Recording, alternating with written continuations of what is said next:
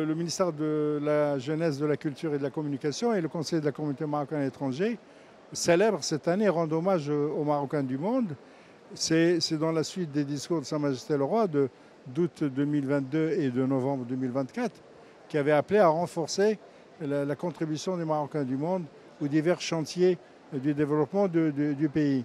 La culture est un des domaines où il y a une participation notable des Marocains du monde. On ne peut pas parler de la littérature marocaine, du cinéma, des arts plastiques, de la photographie, comme on le montre ici, sans rappeler la participation des Marocains du monde. On le voit dans tous les domaines. Cette participation s'est renforcée ces dernières décennies, mais en fait, elle est assez ancienne.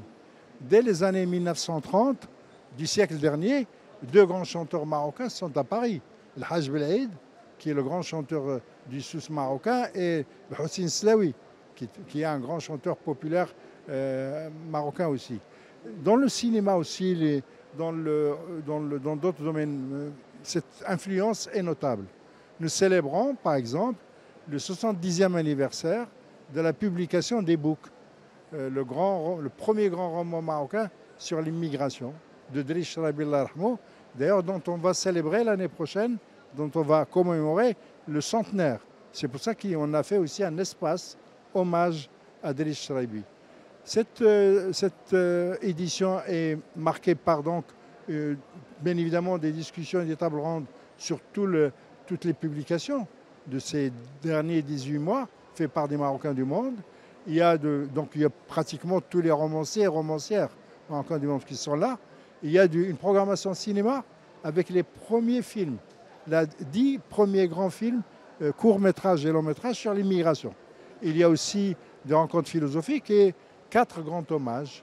Un hommage à Abdullah Bonfour, qui est le grand maître des études à Mazir, à une journaliste, Lalla Khiti Ben Hachem, qui est la première journaliste marocaine en Belgique qui a créé des émissions. D'ailleurs, à propos de la Belgique, nous avons commémoré l'année dernière le 60e anniversaire de l'accord de main-d'œuvre entre le Maroc et la Belgique. Et c'est pour ça qu'il y a plusieurs manifestations faites à cette occasion. Il y a aussi un grand programme en partenariat avec la revue Souffle Monde, qui est une revue créée par les universitaires marocains des États-Unis, avec notamment un beau moment qui sera un débat entre Abdeltaif Labi, le fondateur de la revue, et cette jeune équipe d'aujourd'hui.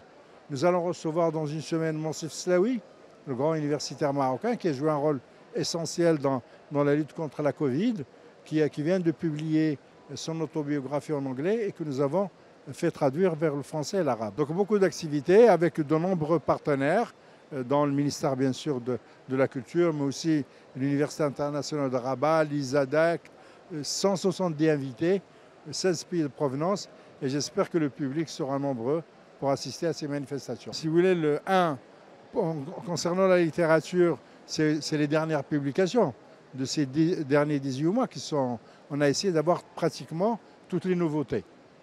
Mais on n'a pas réussi à 100%. Concernant un certain nombre de domaines, c'est avec des partenaires.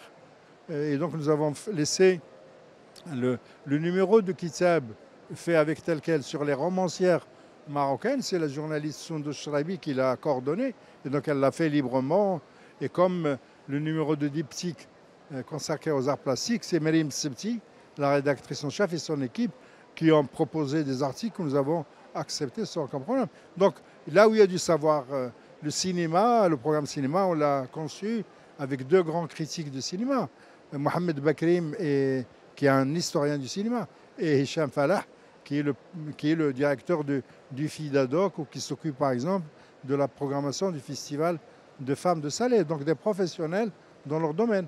Il y a aussi, si vous voyez le programme, il y a beaucoup de chercheurs qui ont librement, il y a par exemple 4 rencontres philosophiques avec des philosophes marocains du monde, des États-Unis, d'Europe et du Maroc.